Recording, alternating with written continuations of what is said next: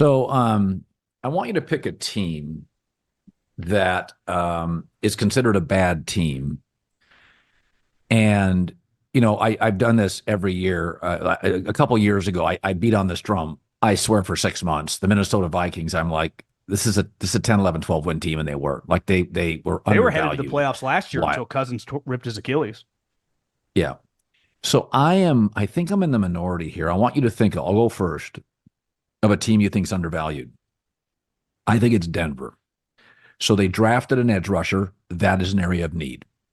If you go back to last year, the defense was the issue. They got the most you could get. If you go really look at Russell Wilson's stats, now Russell doesn't see the field particularly well, but they've got a number one receiver in Cortland Sutton. The offensive line was rated seventh. I like their backs, capable at tight end. Again, a number one receiver. I think the O-line's better than people think. One of the smartest play designers and callers in the sport. The Raiders are not going to be great. The Chargers will probably take a while to get where they want to get. They're not going to be terribly explosive vertically. The Chargers can beat teams, but they're a little bit like Kansas City last year.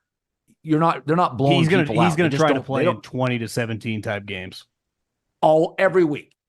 They're going to be in games with Kansas City. Kansas City doesn't blow people out anymore. Rasheed Rice is a bit of a mess. They have a rookie. Chargers won't blow people out. They could absolutely beat both of those teams once. They could beat the Raiders twice. Their over-under's 5.5. If the kid they drafted, if the edge rusher works, by the way, Mims last year became a really nice piece. That's why they moved off Jerry Jeudy. They went and got another receiver. It's hard when you say smart coach, good offensive line, automatic wins in division. Bo Nix had 61 starts. If he's capable, if he's Russell Wilson capable, I think they're like an 8-win team. I'm not saying playoffs, but Jesus, John, 5-12 is Carolina. It's unwatchable. I don't think Denver's going to be Yeah, unwatchable. I think Bo Nix, I remember watching him right after the draft. He kind of had some like Jimmy Garoppolo, Derek Carr coming out of college. And when those guys were young, they would have been perfect for Sean Payton when he was transitioning away from Drew Brees. This team, win-loss wise, they've been in the mix, but no one really took them that seriously. Seattle's offensive personnel is pretty awesome. I mean, DK Metcalf's like Terrell Owens. Jackson Smith. Oh, their backs and receivers Walker, are great. They've improved the offensive line. Their defense, for a team that's drafted defense, that's traded for defense, has been anemic these last 2 years, which is crazy because you remove the last like 3-year stretch. Pete Carroll's easily one of the best defensive minds over the last 30 plus years, right? But it fell apart at the end.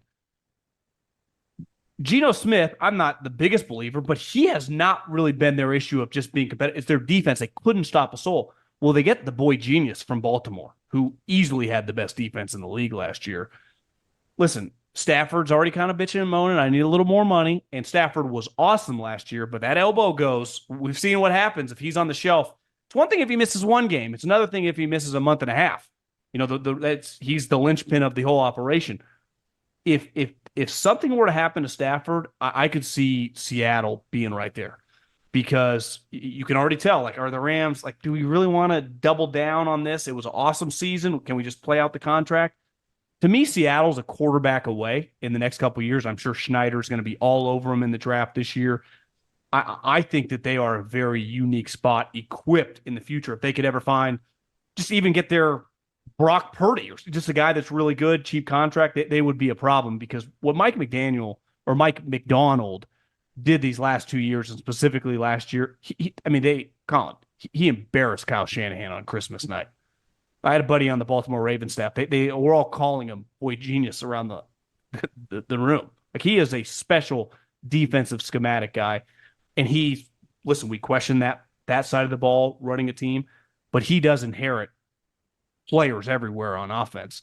And we'll see. I mean, Ryan Grubb, a lot of success coaching. Now, going to the NFL is a little bit different, but what he just did in Washington, a lot of NFL people are watching. I'm not shocked that John, and they hired him to be the offensive coordinator. So they're a team I would say this year is going to be interesting, but they're a Bo Nix, whoever their guy is over the next couple of years, away from being like, they could be a problem. All right, let's flip it. Let's find a team that we think is a bit overvalued. Um, I want to pull back on Houston so badly, but Jesus, I just love everything they're doing. Every move they make, every draft pick, I love what Houston's They got doing. a good coach, and what their quarterback does is sustainable. He's a pocket quarterback. So, I think about this. I really do wonder if Aaron Rodgers is upright. The Miami Dolphins concern me. Basically, it's a three-headed team. It's Jalen Waddle, Tyreek Hill, and Tua. Tua was healthy last year, one of the only healthy years of his life. The Jets, if Aaron's upright, are going to be much better. New England's bad. Those are 2 wins. Buffalo's Buffalo. Their schedule's not easy. The AFC, here comes Burrow. Deshaun Watson's coming back. Aaron Rodgers is coming back.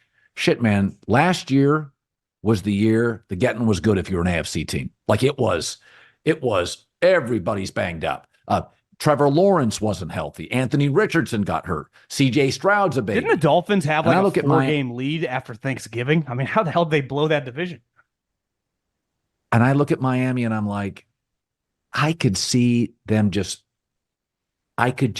this thing with a little injury to Tua early. I could see it nosediving. I think Miami's the team that I think to myself, God, last year they're literally weather affected when they go north and later in the season. Miami's the team that everybody's high on. I could see it being a bit of a mess. I don't take them seriously at all. I don't care what their record is in September. Go 4-0 in September. Seen that, been there, done that. The best teams in their conference all play in freezing cold weather. Not like cold weather, frigid weather, right? So they have no shot. I think the Colts are a team that I'm high on. Their coach is a stud. Your guy Ballard has done a really good job. I think their roster is really good. They were a bad Gardner Minshew swing route from beating the Houston Texans and winning the division. Yep.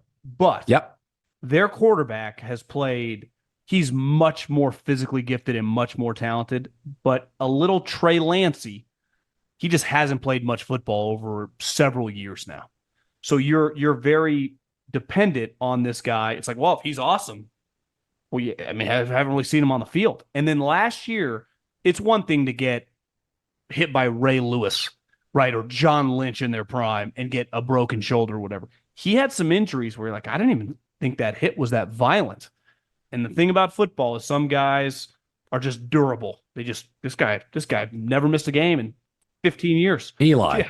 Look at Jerry Rice's career, 16 for 16. So it just goes on forever. The occasional you break a leg or whatever, but like you start having concussions, shoulder issues, that concerns me. I'm probably going to pick them to make the playoffs, but I can't feel good. I mean, their quarterback has played a combined, I don't know how many games he played last year, 3 or 4. And then before coming out of college, he had played 13 career games. That's the thing with this class, right? Penix has been playing for 6 years. Bo Nix, 61 career starts. Caleb Williams started every game after Oklahoma told Spencer Rattler to go, to the Pine. J.J. McCarthy, like you've seen these guys be on the field for a long time. People get very, like you said with Kyler Murray, lazy, not into it, terrifies teams. Half the league's just out. The injury stuff is tough because you're like, well, what if just a weird couple year stretch and then he plays 7 straight years? Or what if it's just something that snowballs? You really don't know. You're just completely taking an educated guess. Half the times the doctors tell you we can't draft this guy. This guy goes on to have an 8-year career, and the doctor tells you to draft this guy. He's got a degenerate knee. So it's tough. But that is going to concern me picking them. But if I pick the Bengals, isn't Joe Burrow's wrist injury that I don't know if you read about it. It's not like a broken leg or an ACL that's basically feels like 100% recovery. It's a much smaller percentage. Not arthritis, but pain and just the throbbing as you're working back from it is unavoidable. He's a quarterback, so he kind of needs to use it. I love watching the guy play, and he's the only guy in the AFC that went toe-to-toe with Mahomes and took him down on the road. Yeah. But like that injury has a little baseball feel to it where you're like, that pitcher was never the same, right? I hope that's not the case, but it's... But this one's for Pat!